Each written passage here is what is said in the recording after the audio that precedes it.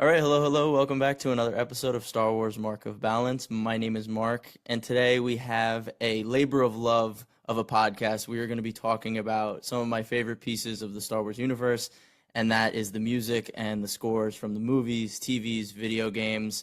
This is something I'm obviously very passionate about. If you follow me on Instagram, my Music Mondays have been a lot of fun for me to do. I hope everyone else has been enjoying them as well, posting about my favorite pieces from not just Star Wars, but other different IPs I'm really into, and I think the music elevates on such a high level.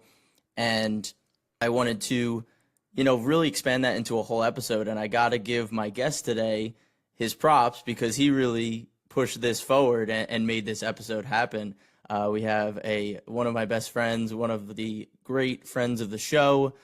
He's been on a couple times. We have Mr. Kyle Henderson in the building. If you'd like to say hi, Kyle. Hello, hello. It feels nice to be back. I'm really excited to have this conversation because it's something that we've talked about a lot before. And like you said before we started, this is kind of a unique thing. And it's something that Star Wars does really well and something that's very important to Star Wars. It's not what it is without its music. So yeah, I'm excited.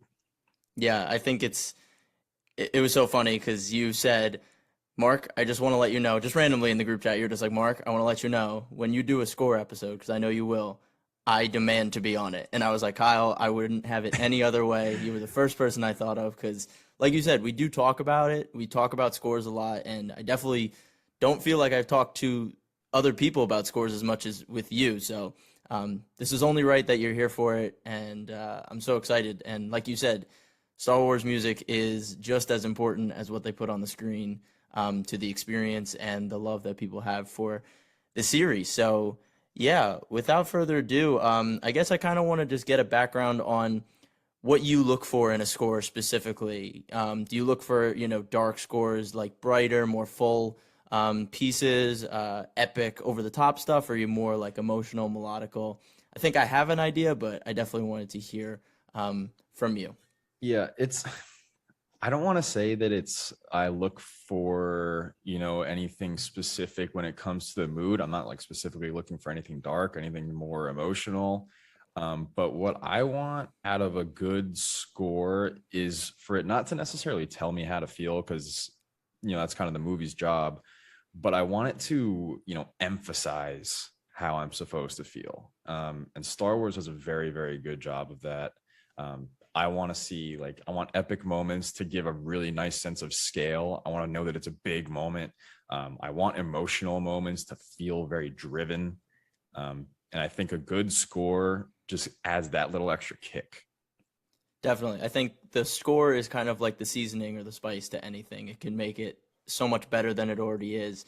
And I find myself seeing a lot of different movies or TV shows, and there's these really great moments, but the score is a little lackluster. And, a piece of me is like, damn, this is such a big missed opportunity to make this moment so much better. Like you said, it really should elevate what you're seeing on screen.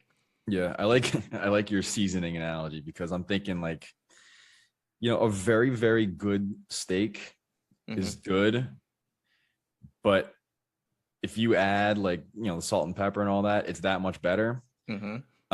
Or if you have a very bad steak, something that's wildly overcooked, you can still kind of save it a little bit with some seasoning. And I think the same goes for, music in any kind of, video, movie kind of medium. Yeah. So what are some other pieces that you like in the score universe other than Star Wars? I've got a few. So when I was in school, I don't do well focusing if I'm listening to music that has lyrics.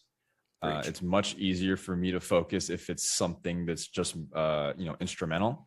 So I would spend a lot of time studying and listening to movie scores. Some of my favorites, Pirates of the Caribbean comes to mind immediately. I really like the Pirates of the Caribbean music. And then besides that, Hans Zimmer, a lot of his stuff I love, specifically Interstellar and Gladiator are two of my all-time favorites. I used to listen, for hours. Yeah, Hans Zimmer's really interesting to me because I do think he is the best at putting the seasoning in the movies. I think Yeah, his stuff probably. is very atmospheric, and he can definitely bring the epicness. But in stuff like Interstellar, it's much more of just like a tone that he sets with that very. I don't even know what instrument it is. It's almost like a keyboard kind of. The Yeah, doing well, it, and it's they yeah. work an organ in there. Okay. Yeah. I Right. Right. remember watching like a small like extra or like a feature piece for the movie, and they went very in depth and made sure to record a church organ in a giant cathedral because they wanted the acoustics to be right. Hmm. And yeah, you're right. Hans Zimmer is very good at what he does. Interstellar specifically, he does a really good job of creating a theme and making that like perpetuating it throughout the entire film, even like, working it into other pieces, and you kind of have that same feeling the whole way through. Hmm. Yeah. Yeah. He uses that stay theme in Interstellar throughout. Just Right. either elevates it with some huge drums and organs, or makes it very skeletal and just uses that main theme. So yeah, Hans Zimmer. Personally, I don't usually listen to his stuff other than, some of his, biggest ones, like you said, some of his Pirates of the Caribbean, Interstellar. I don't usually listen to his whole things because sometimes his melodies don't really hit for me. Like, I think his stuff is really good with the visual aid as well. Where I think that, John Williams and some other stuff is good without, having to know what's happening on screen. But I definitely understand people's love for Hans Zimmer, and he really does elevate stuff so greatly. Um, some of my favorite scores, I know people, probably see that stuff on my Instagram stories, but I truly think Attack on Titan it recently overtook Revenge of the Sith for me, for my favorites Entirely? entirely. Oh my God. I know. It was a tough moment where I had to look in the mirror. I'm like, if I'm gonna admit this, I have to say it. And every day I always go back to it, and I always find new pieces I hadn't heard, or they were in a very small piece of the show, and they just hit at another time in the new season. And I'm like, damn, that theme is really good. And then I go back and listen to it's crazy. So that's probably my favorite all time. It has everything: the beautiful melodies with pianos. It has the slow violin stuff, and it also has the booming epicness with the voices. I think that's another thing I definitely want to talk about throughout this is the use of voice as an instrument. And I Yes. think that's one of my favorite things, and we'll definitely be talking about that in Yeah. Star Wars. So, A certain set of a certain trilogy does it very well. yes, for sure. So yeah, no, this is great. I think we definitely set the baseline of where we both kind of stand with musical stuff, and now we'll definitely get into Star Wars scores, which I think for me, to be honest, my love for scores and appreciation for them came from Star Wars. I think, before I would ever listen to anything else, Star Wars definitely taught me about what a score can be. Yep. And yeah. It's the same with me. I can remember I had the Revenge of the Sith DVD, Mm. and one of the features on that disc was like a Battle of the Heroes montage almost. And I used to just sit and play that on repeat. And that's like the first, at least, memory that comes to me of just really admiring the music for a movie, besides listening to like the Killers and like Red Hot Right, Chili yeah. Peppers. I know. It's like so different too, because yeah, most people would be listening to like, popular music, and you're just sitting there like, damn, I'm listening to stuff that's basically like the new age classical. Like Yeah, I'm I listening did to feel classical kind of music. like a weirdo. Like Yeah. I'm vibing to the Revenge of the Sith soundtrack. And now we're proud, and we're embracing it. Our Absolutely. love for the score. So yeah. Um, Great. So how this is going to work today is we're going to talk about each trilogy, really, because we feel that each trilogy has its own feeling with the score. We're going to dive into each one, what are the overall feelings we get, and then talk about some of our favorite tracks and some of our favorite moments in each. After the trilogies, we'll kind of talk about some TV shows and some of the pieces we see in there, because the TV shows have, almost same movie level quality these days as the movies, which is incredible to see. And then we'll also talk about video games a little, because there are some pieces that really stand out, which is great to see that medium moving forward as well. So we'll jump right in with the original trilogy. Kyle, what's really like a big feeling that you get when when you think of those three movies and the scores that accompany them? I tried to think of the first word that came to mind when I thought of the music of the original trilogy, and what I thought of was just classic. Mm. It's very iconic. Obviously, you have a lot of the staples of Star Wars, and a lot of the tracks or the pieces that perpetuate throughout the entire saga originate in the original trilogy. It's not necessarily something that I would listen to on its own, though, besides a few pieces. But yeah, iconic and classic are the first thoughts that come to head. Yeah. For me, I get like I think the best way I can think of it is like mystical. I think like the flutes and the horns, in the Force theme, in Leia's theme, and really throughout, it's all very it's all very beautiful. It's very full of life. That's kind of how I described it compared to the other ones. There's a lot of fun to it. I don't want to say the prequels aren't fun, but most of the scores in the prequels are pretty different feeling to them. So, as I went through a lot of these movies and their soundtracks, I was kind of like, something that just keeps coming back to me is this like mystical feeling, almost like the Force. Like it's just like a feeling. It's hard to describe, like you said. So yeah, that's kind of why I get. And then I think with your phrase of classic, I kind of think of like charm. There's a charm to it. It's definitely, you feel that it's that older generation of music, but it does have that staying power that you still appreciate it nowadays. It's almost a sense of comfort that you get, because it's like going home. It's something that is always going to be good. It's always there for you. Yeah, of course. So so we're going to talk about, sorry, let me restart that. So yeah, now that we've talked about the feelings of the entire trilogy, we want to jump into each movie and kind of talk about some tracks that we really, really love. And, unfortunately, with copyright law, I would love to be playing this music for all of you to listen to as well, along with us. But unfortunately, I do not want to get hit with a lawsuit, even though they would never, ever hear this. But I do not want to get any copyright claims or anything like that. So me and Kyle will kind of talk through it, and then we'll listen, and I'll cut those parts out where we play the music, and then we'll jump back in with you guys and kind of describe, time markers and everything like that, and do our best to describe what's going on in the piece and what we really like about it. So I apologize, but I'm just not risking it, guys. I'm not. Can't catch the banhammer from Lucasfilm.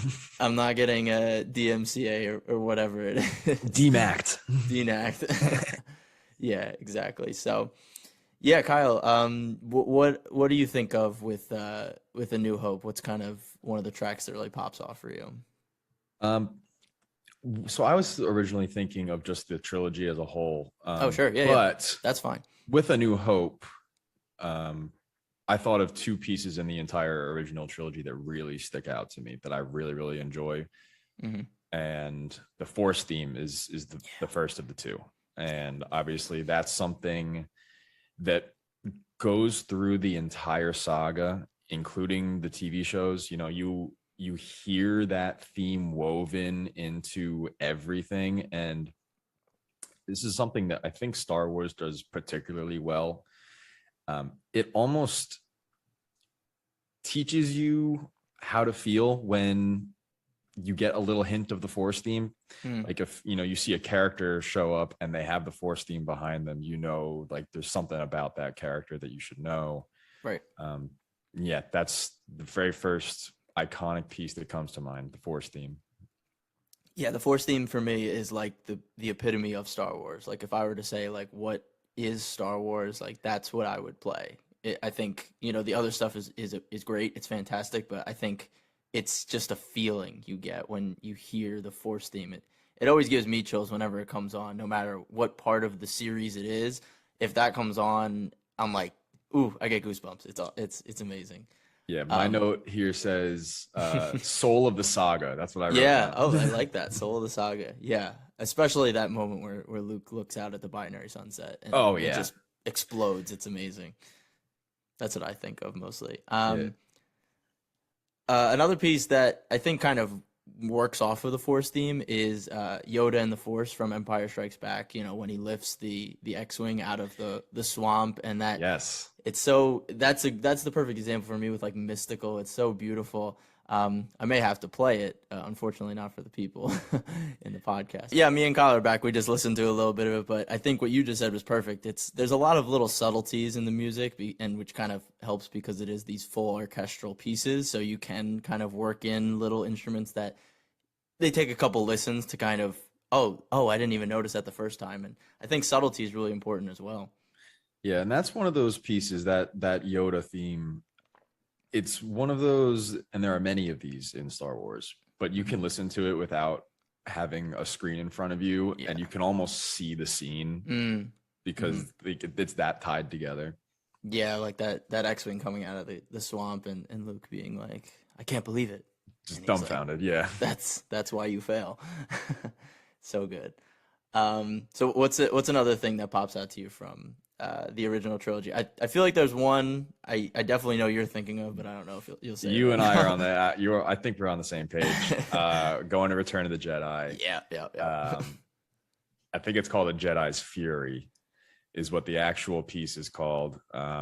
It's played when Luke is fighting Vader, and immediately after Vader finds out about Leia, Luke having a sister, and Luke just having that inner battle with himself.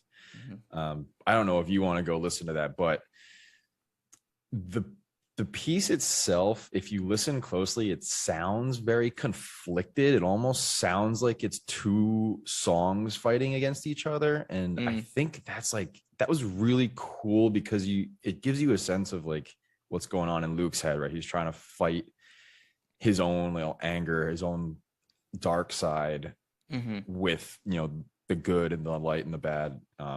It's really cool. And I think Vader, it also, for him, it also feels his conflicts. I believe that piece plays until the point where Vader's like kind of going back and forth between looking at Luke, looking at the Emperor before he decides to pick the Emperor up and throw him over the edge. It's very tense. It's like back, forth, back, forth, back, forth. Yeah, it's interesting because I mean the way that John Williams does it is genius, but if you're just listening to it without understanding the scene that it goes with, it might not necessarily be a song that you enjoy because, like I said, it sounds conflicted. It's like very chaotic, but it does give a really, really good sense of the mood, and further emphasizes it. Yeah, and I think it's one of the first, if not one of the only tracks in the original trilogy that uses those monk like voices that we get a lot of in the prequels, but here I feel like trying to recall other pieces in the original trilogy that use them, I can't think of any except this one.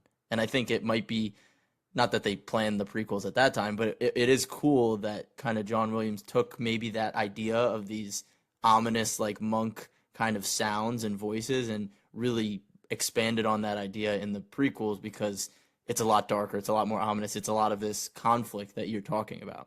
Right. And I think they use those voices maybe a little bit with like the Emperor's theme.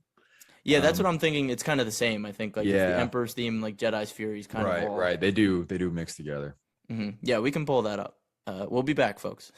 Yeah, so me and Kyle were actually on a little bit different pages, kind of the same scene, but I guess the weird part is that the actual version in the movie isn't in the Spotify album for Return of the Jedi, but it's like this iconic piece. It's when Luke, loses his shit and goes after Vader, like Kyle was talking about. And yeah, I guess if John Williams isn't putting out there, go to Sam Kim and listen to his Jedi's Fury. Shout out to Samuel Kim for being the best at finding pieces you love in something and just exponentially bringing them out and expanding them over like a 4-minute song instead of just this little window. So yeah, if you want to check out that one, definitely go find that somewhere else because it's not on the official album. Yeah, highly recommend. It's on Spotify. It is called A Jedi's Fury. You won't find it on the Return of the Jedi album for some reason, unless it's baked into another song. But yeah, Samuel Kim definitely deserves a shout out. I'm sure we'll be talking about more of his stuff later, but he knows how to put what you like into a big mix, and he's great. Yeah, he's awesome, and he made me appreciate Attack on Titan just as much as Star Wars. He does both, stuff like that. So yeah, is there any other pieces in the original? I mean, there's plenty. It's hard to talk about everything in an episode this long, but was there anything else that stands out to you, or are you really good with the original trilogy and you think those kind of encapsulate your feelings towards it? Because I know prequels, this conversation will turn turn a lot Absolutely. higher. Yeah, I mean, the ones that we talked about definitely are the ones that come to my mind immediately. Obviously, we have like the Star Wars theme, and then we have like the Imperial March and stuff like that. Things that are very iconic to Star Wars. And it's really interesting that neither of us like brought them up. It's the same kind of thing back when we did like the lightsaber hilt ranking. Neither of us picked like Anakin's, Luke's, Rey's lightsaber, even though that might be the most iconic one in the entire saga. And here we are doing the same thing with the music. Yeah, we haven't mentioned the Cantina Band. It's kind of that thing where we don't pick the most popular thing. Like if it's really popular, like we want to find like the hidden gem kind of, or like go somewhere else with it. So yeah, I think that's just how it works. Because I know when I ranked John Williams scores, I didn't put like Imperial March or the Cantina Band, and people were like, "How could you not put this in?" Or I'm like, "Well, it's the most popular and people know it the most, but I don't know if it's the best representation of Star Wars." So, but those are definitely like you mentioned, they're just as iconic as the other ones. Yes. All right, so now we're gonna get into something I feel like this conversation will get very intense now with the prequels, because these are, I think, right up your alley in the style of score you like, much more epic and grand, I feel. So, what are your feelings for the prequel trilogy? Oh, this is where the fun begins. Perfect. When I think of the prequel trilogy, I really just think of scale. Yeah. The scores in the prequels do a really good job of telling you when a moment is a big moment. They also do a very good job of telling you, they make sad moments hurt more, and they make epic moments hit harder. And we mentioned earlier, they didn't really use a lot of voices necessarily in the original trilogy, and then they turn it up a whole nother level in the prequels. They really do dial it up, and I think that's kind of what gives it that sense of scale. Yeah, the words I wrote down were obviously ominous, because it is this tragic story, so the theme and the score should represent that kind of fall from grace. So I do feel like they're a lot less fun, if that's the right word. They're much more ominous. I put they were like darkly beautiful. Like obviously some of the stuff in Revenge of the Sith is heartbreaking, but it is this really like impactful piece of music as well. And then yeah, I put down grand and like space opera. Like the scale, like you said, is so huge in some of these pieces. Yeah, it's definitely my favorite by far. I mean, I think Revenge of the Sith on its own has enough to wipe out most other film scores. Yeah, prequels by far the best. Yeah, I don't think there's a skip in Revenge of the Sith. What I did appreciate about the prequels was, and something I didn't realize when I listened to the Revenge of the Sith score a lot, was that it did borrow a lot from Phantom Menace and Attack of the Clones. And I guess I just was like, oh, this is original to Revenge of the Sith. It's so dark. But, as I went back to some of the Phantom Menace stuff, I think the one I think of is the High Council meeting in Qui-Gon. At the end of that, it's like the theme that plays when Leia when Padme dies and Darth Vader is resurrected. Yeah. And it's like, I was like, wow, I didn't even notice that it was that far ahead planned in Phantom Menace when Qui-Gon dies. And I was like, this is amazing. And I'm like, this isn't even. It's so calculated. And yeah, it does a very, very good job of, I mentioned earlier that I don't want a score to tell me how to feel, but I want it to make my feelings hit harder. I want it to assist the movie itself, and the prequels do a very, very good job of that. And make you remember those moments, like what you felt in those moments. Oh, I mean, you could play any song on the Revenge of the Sith soundtrack or the album, and I could close my eyes and basically watch the entire movie just by listening to it. You know, those scenes where you put yourself into it just by listening to the sound. Yeah, and you like know the line being said at the moment when a piece of the score starts. You're like, oh, Padme's saying this right now, or like, Absolutely. oh, Obi-Wan just said, "I'm so sorry," and then it hits really hard. Bang. Yeah.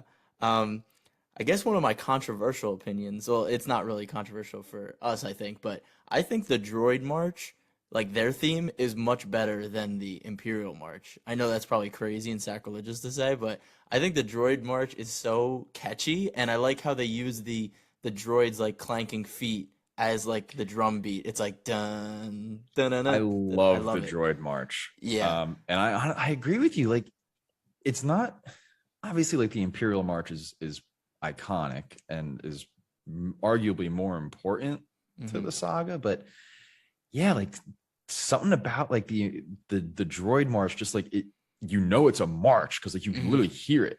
And honestly, not too long ago is when I found out that it was the Droid March. Like you mentioned, a lot of Revenge of the Sith pulls from Phantom Menace and Attack of the Clones, and I always thought of it as the Jedi Temple March, like the March on the Jedi Temple. But then obviously, and again, like if you try to go look at the Revenge of the Sith album, you're not going to find it because it's from Phantom Menace. Yeah, no, that's true, and it's almost like another theme woven in. It's like the droids were the bad guys, and now the clones are the bad guys, and they're almost behaving like droids because once Order 66 clicked, they didn't really think for themselves anymore. So, yeah, it's the score is just so cool in a way that it can tell the story without having to see the film. So yeah, the Droid March is really great for me. I mean, it's hard to pick anything from Revenge of the Sith as being the best part. I mean, I know you love Duel of the Fates. I love Obi-Wan versus Anakin, Dark Deeds, Anakin's betrayal. I mean, it's hard to pick. Yeah, and you know, you go on the Revenge of the Sith album and you can find something for just about whatever you're feeling at that time. You know, if you want to be hurting, you listen to Anakin's betrayal, it'll put you way deeper in that hole. Yeah. If you want something like on an epic scale, I think my favorite piece in all of Star Wars, and it's technically two songs on the album, but I think of it as one piece. It's Battle of the Heroes and Anakin versus Obi-Wan. They're in the film itself, they happen at the same time. They're woven together, with a little bit of Duel of the Fates sprinkled in there too as well. Yeah.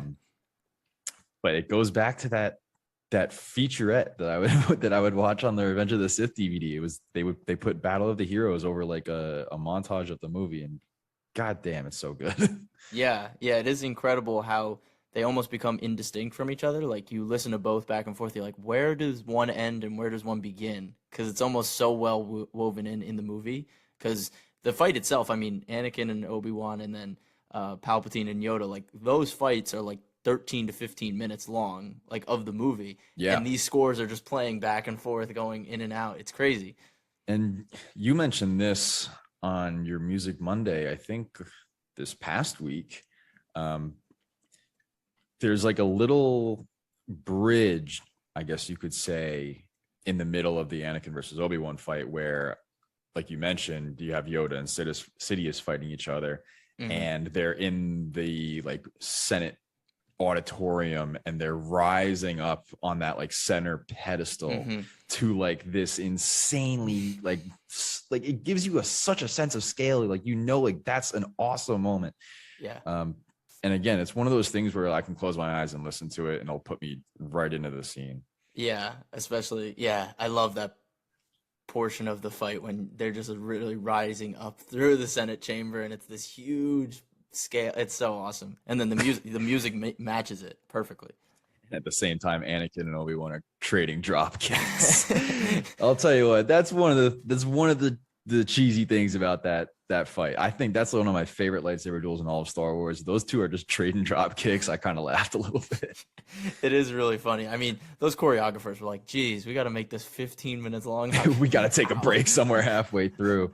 How are we going to get this to slow down? But yeah, I really do think the prequels do a great job of being very cohesive, you know, touching on some of the themes from the original and really expanding where they needed to. And I think the voices add such a great sense of this space opera feel that the prequels have. Like, obviously, the dialogue sometimes can be pretty corny or like cheesy, but I think that kind of that over the top dramatics kind of goes into that space opera like Shakespearean kind of feeling of the movies, to me at least. I know comparing the prequels to Shakespeare is crazy, but I'm not gonna act like Shakespeare wasn't saying some pretty absurd things as well. Yeah. The you might have to pause here for a second. I'm trying to put the thought together. Mm-hmm. Okay, so as the films get released, you as a Star Wars fan get more out of the score the more you watch the films. And what I mean by that is in the prequels, they start to kind of pull some things from the original trilogy scores. One example of that is they'll put the Emperor's theme around like Palpatine. And if you're a big enough Star Wars fan and you've watched the original trilogy and you're watching this scene with Palpatine, you understand that he's the bad guy because you hear the bad guy's music with it. Mm-hmm. And as we'll talk about some of the shows in the later movies. They do a really good job of almost foreshadowing by taking old pieces. Yeah. So do you want to, now that you've like said, that makes sense. So now do you want to just like say that all at once now? Because I know you said you wanted to maybe pause and restart. Yeah. Yeah. It's called like a motif. I think that's what it's called. It's a piece or a melody that like is matched with certain things. So like when Jedi are in the room and a Force theme plays, you're like, okay, Jedi. When Palpatine's thing plays, it's like, okay, yeah, bad guy, or something like that. So yeah, however you want to say it. I think it made sense the way you said it, though. All right. Yeah, I'll just go here. As a Star Wars fan, as the movie's released, you get more out of the films if you've seen the previous ones. And what I mean by that is they work these kind of motifs and these feelings in, and they almost foreshadow events.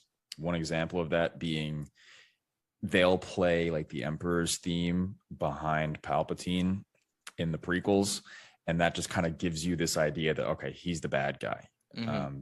And this, we see it more and more as films get released. They like to pull from the previous scores just to give viewers and fans kind of an idea of what they should be feeling.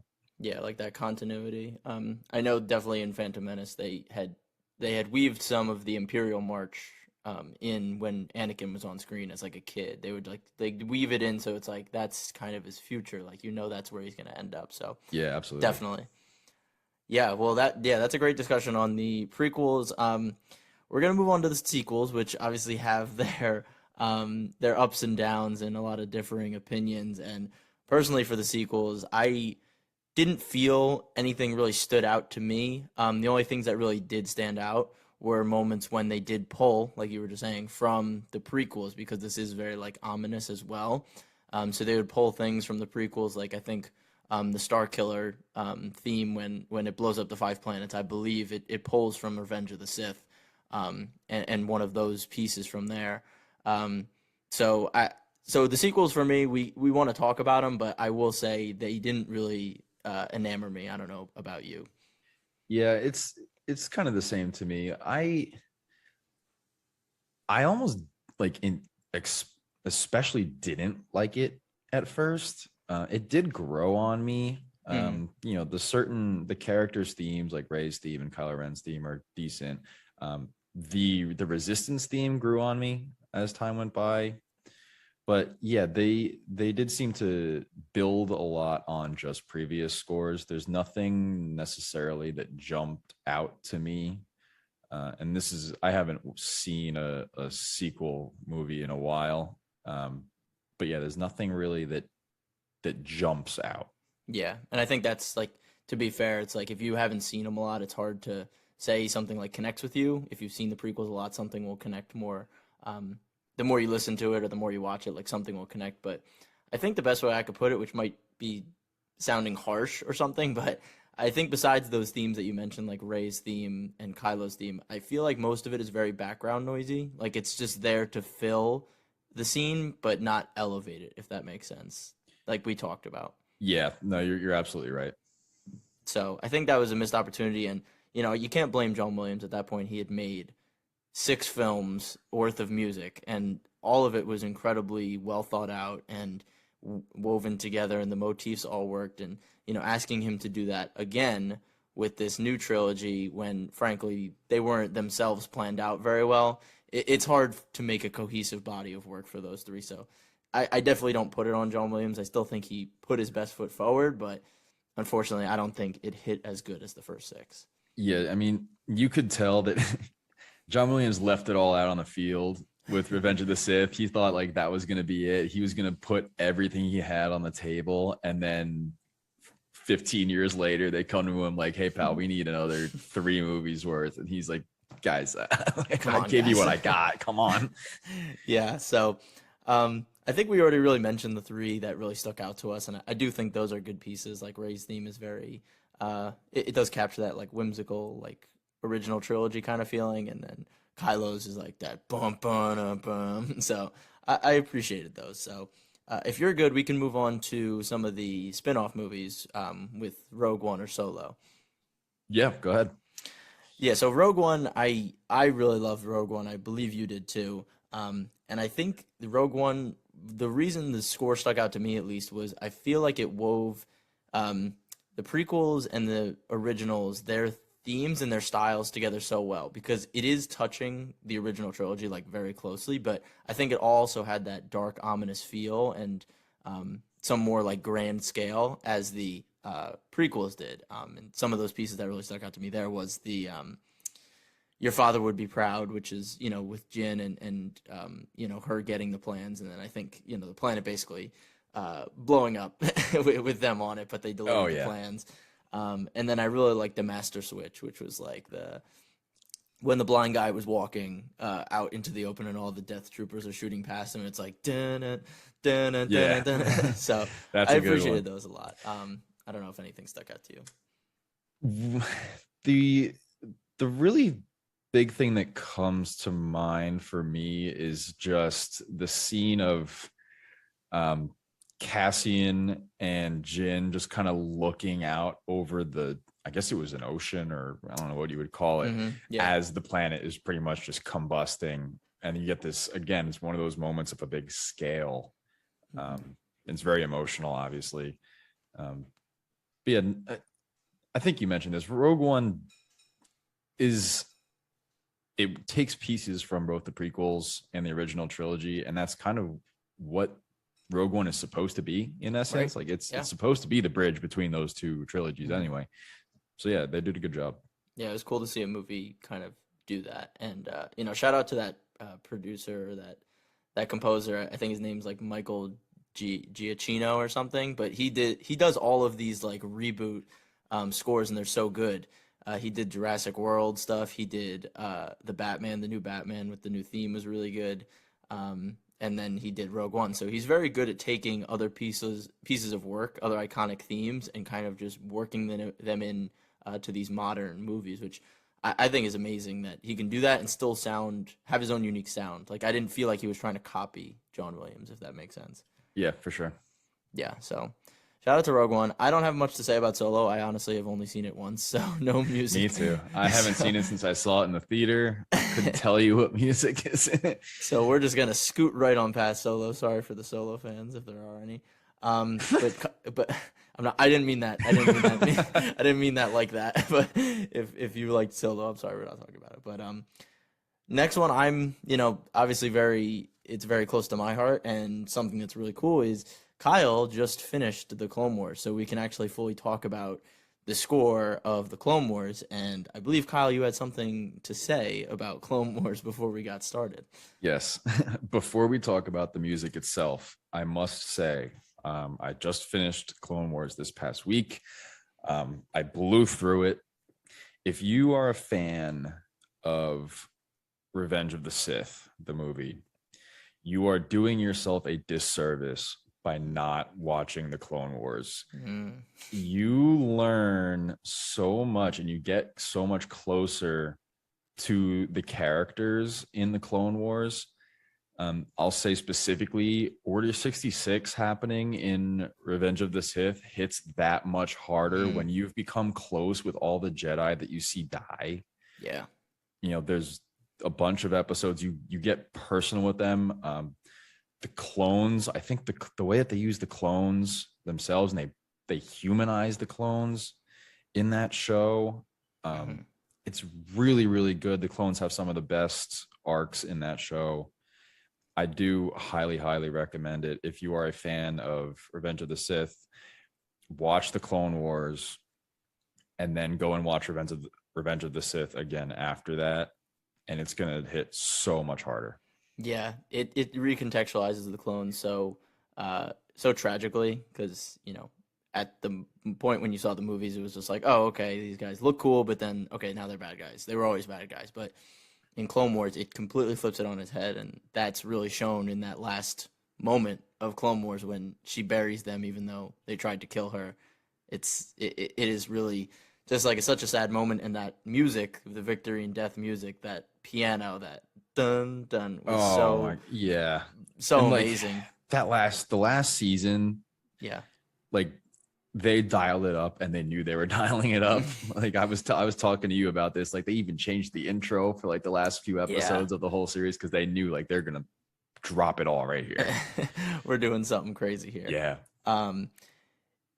Yeah, no, it's awesome to hear. I'm glad you liked it. I'm glad you could utilize the almighty Excel spreadsheet to get through some of the fillers and watch all the important stuff. If you're listening to this and you want to watch the Clone Wars, ask Mark for his spreadsheet. It tells you exactly which episodes you need to watch, which episodes you should watch, and which episodes you can skip.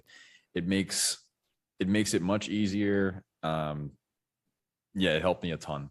And I think it makes the experience better because you're not bogged down by some of the episodes that I promise were not. They should never have been made. Oh, yeah, for sure. You just don't even have those bad memories at all, so that's even perfect. But the pieces of the score for Clone Wars, which admittedly I don't exactly love the Clone Wars score overall. I like the fanfare of like the clones, like they have their, you know, fanfare kind of piece in there, but what really I take away from the Clone Wars was Ahsoka's theme. I think Ahsoka's theme is up there with some of the best like motifs in Star Wars, and I absolutely adore it. Yeah, and that's something that caught me even just watching through the first time. I mentioned earlier how Star Wars uses pieces from older scores as motifs, like you said, to give viewers an idea of how you should feel about a certain character. And you see the Force theme plays a lot when Ahsoka's on screen, and it just tells you like that's how you should feel about her as a character. Yeah, it's like almost like a more innocent version of the Force theme because she's like growing into this and she's like figuring out the Force for herself. And yeah, I think her theme is fantastic, especially, you know, what happens at the end of season 5, you know, as she's, you know, you have that really emotional scene. And I believe it's like a sand flute or something. I don't know what it is, but when you hear her theme there, it's excellent. And then seeing her in Mandalorian season 2, they use the theme again, just they rework it a little for that context. But I really think that's really the highlight for Clone Wars for me. I think the other music, it all just works. It's very army-ish. Like, you know, if you're watching like a war movie, like that's what it sound like. So I mean, it fits the show. It's just not for me, kind of. Yeah, I mean, I wrote this down. The Clone Wars music didn't necessarily stand out to me until the last season. And you might know this more, but something in my memory is telling me that they brought somebody in to create an original score just for season 7. Am I wrong on that? It's the same guy. It's still the Kiner brothers. So they did all of the Clone Wars, and then they did the season 7. But I think season 7 they did like a full orchestra for every arc, and Okay, like each that's what I arc thought. they did new stuff for. So they definitely rescored everything. Kind of, they redid the clone theme kind of for Bad Right. Batch and stuff like that. But yeah, it's the same. It's the same guys. I think the Kiner brothers they did Rebels, and I think they're working on another animated show. So they're kind of the animated score people. If those are the composers for Yeah. animated side of Star Wars. So yeah, Clone Wars has its emotional moments, and I really appreciate Ahsoka's theme. And thank you for giving the shout out to the Clone Wars. I'm glad you liked it, and I'm glad I'm getting a lot more people to watch it who hadn't. Because I understand if you didn't grow up with it, it would just be like, oh, is it that good? And now you're seeing the characters from it. You're like, okay, maybe it is that good. Yeah. And it only gets better as you watch it too. Mm-hmm. Definitely. Unfortunately, you haven't started Rebels yet, which I think musically, kind of when it gets going, I think it does blow like Clone Wars out of the water on a composer level. So I'm excited for you to watch that and kind of witness that. So all I'll say is look out for the end of season 2 in the finale, Kyle. I think that will blow you away. And then most of season 4, I think, has fantastic scores. Unfortunately, they're not on Spotify, so I can't show them to you. You have to go on YouTube, and they're still not out. So even if you've seen, all the people listening, if you've seen Rebels and you want to listen to the scores, you can only get season 1 to 2 on Spotify, which sucks. But the stuff is out on YouTube, and season 4, I think, is some of the best music out. So we can move right on into Mando and Boba Fett if you had any thoughts on them. I personally think they're very unique. They're very different, which I appreciated, but I don't know if they really blew me away. I don't know about you. Yeah. Mando and Boba Fett were similar to how I received the sequel trilogy scores. I originally wasn't really about it. And like you said, they're unique sounds. They're not necessarily what you think when you think Star Wars. But I have grown to really enjoy it. I think I really like the Mandalorian theme. I came to really like the Boba Fett theme just from this past season. Yeah. Yeah. No, and they do a really good job again of mixing in a couple motifs, like spoiler alert for Boba Fett, but you hear that like Mandalorian flute, Right. Yeah. that little like whistle kind of flute sound, and oh shit, He has his he's own coming. motif. Yeah. Yeah. And I think baby Grogu, sorry. I think Grogu has his own kind of theme as well. I can't really think of it, but when he's on the screen, I definitely know that he has his own little melody that goes with him as well, which I think I like. And the more I watch it, I think realistically I've only seen season 1 and 2 1 or 2 times through. So I feel like the more I watch it, those will stand out to me. But yeah, definitely unique, definitely different sounds than we're used to in Star Wars, because you do have this guy who produced for Childish Gambino and like Tame Impala, who like came in and now it did Mandalorian, which is really interesting, but definitely a different take on it. Which, hey, I'm all for trying new things with Star Wars. I don't need you to keep recycling the past. Right. And it almost fits, right? Because the Mandalorian, at least when it was announced and was being discussed at first, it wasn't supposed to be like what we know as Star Wars. It was supposed to just kind of be like this other story taking place in the Star Wars universe. So I think they got what they were going for by creating a sound that's not necessarily what we were used to with the Skywalker saga. For sure. Yeah. And there's no Force users in the first season, so they couldn't really tap into a lot of those themes that were about Force users, or even the love themes, like from Anakin and Padme and Han and Leia. So they kind of were limited to that, and they were kind of just said, might as well just do something totally different because we won't be calling in on any of that stuff. Right. Yeah, you can't really call back to characters that aren't showing up Exactly. until later on. Obviously, Until you later. get like the Ahsoka theme, and you get the Force theme in there whenever you have Luke on screen, something like that. Yeah. I'm just gonna be honest, Kyle. I think we're doing a great job talking about music for two people that are engineers. I think I think we're doing a great job of breaking it down and really talking like some aficionados. We are for the common man here. Yes, We're yes. putting it in terms for all people to understand. Yeah, we can't even name instruments in some of these scores, but that's fine. It's just got that sound, right? Yeah. And those people are probably just like, "What are these two talking about?" Yeah, so I think the last thing we have to talk about is video games, which I think surprisingly have some really cool themes tied to them. I know I think of Republic Commando, the main theme, once again using those ominous monk voices again. They knew what they Yeah. were doing for the prequel trilogy, and then Fallen Order, which I think has a really cool little motif for Cal that plays in the main screen. And I definitely mentioned that on one of my Music Mondays posts. But what other video game scores kind of stand out to you with Star Wars? I really liked the Fallen Order music, Mm-hmm. especially because they tie back to a lot of the movies. They use, Anakin's betrayal for Order 66 happening, Oh, yes, yes. and then again, spoiler alert, sorry for Fallen Order. If you haven't played, it's been out years. Sorry, buddy, but you see Vader at the very end of the game. Yeah. Oh my And gosh. they start like again, one of those massive sense of scale pieces where you see Vader just in his prime going off on Yeah. Cal, and the music behind it is awesome. Other video games, I didn't play Knights of the Old Republic, but I have heard the music. Mhm. I think Revan's theme is the first one that comes to mind.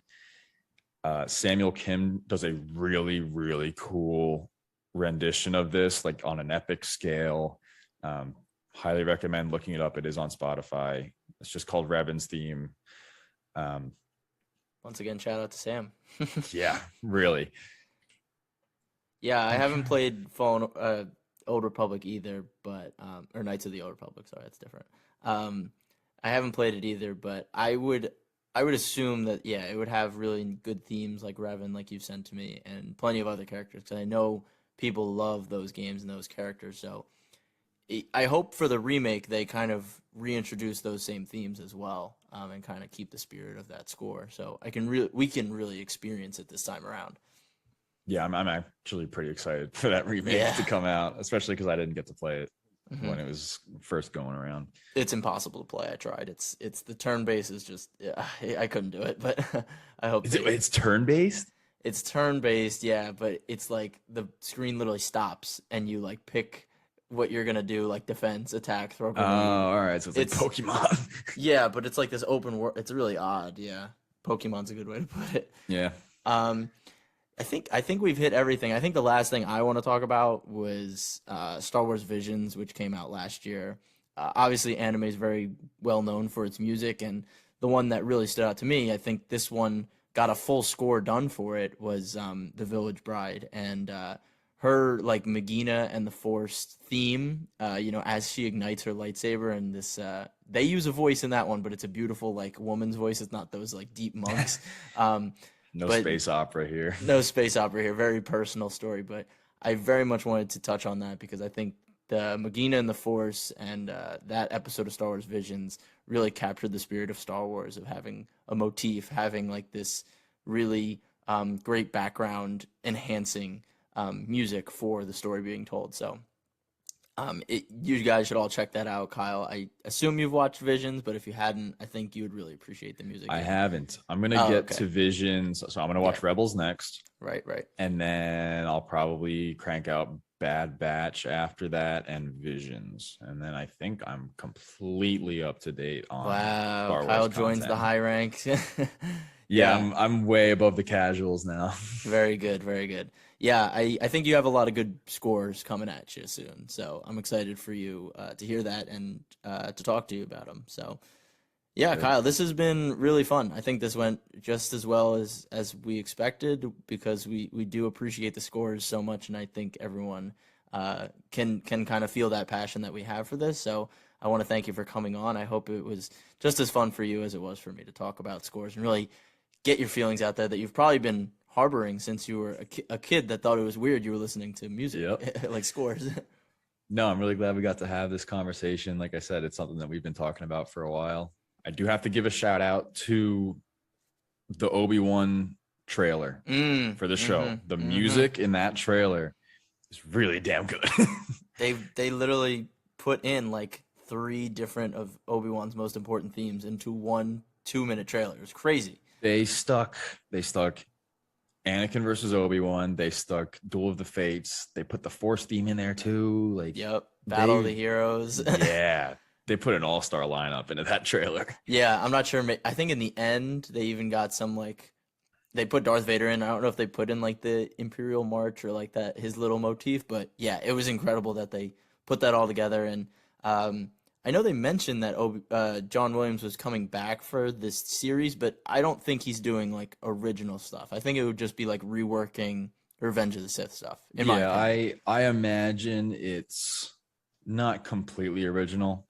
Yeah, and like even the trailer itself, it's not like he spliced the songs together just as they were, because so he does in the trailer, it's a very quiet and like subtle version of Battle of the Heroes in the very beginning. It's much slower, and I thought that was really cool. Yeah, it was definitely like that ominous theme and everything like that. So yeah, hopefully we get some more John Williams talking or using the best score ever from Revenge of the Sith and reworking it in new and interesting ways, which I'm looking forward to see what he does with it. Yeah, no, shout out to the king, to the GOAT, John For Williams. real. But yeah, that's all I have. If there's anything else you wanted to add, Kyle, you can do that now, or we can wrap up about Star Wars scores. That's all I got. Just a couple music opinions from a non-music guy. Yep, boom, there it is. All right, thank you all for listening. If you want to see more of this content, if you want to obviously enjoy this conversation a little more, every Monday I post Music Monday stuff where I talk about, different themes, different pieces of music from things I love, and then I include some clips from it, so you guys don't have to go in and listen to all 4 minutes. You can just hear the best part of the song, because I'm telling you it's the best part of the song, and then you can listen to the rest if you want to. But you can do that at *_wars_mark of balance. You could follow me there.